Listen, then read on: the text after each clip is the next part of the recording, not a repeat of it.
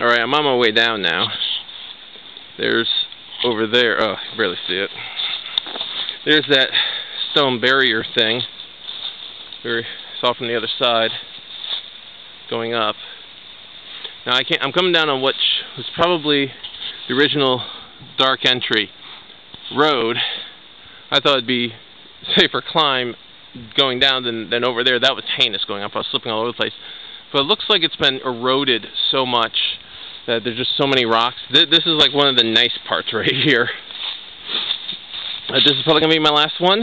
And if you choose to go there, have fun, whatever, all that stuff. And don't get spooked too much unless you're looking to be spooked. And know where you're going. Hey, someone had Smirnoff Ice up here. Anyway, actually, I think this road going down is a lot safer than the other way going down. Just make sure you have good ankle protection. Some nice boulder views all along the way, but good luck and have fun.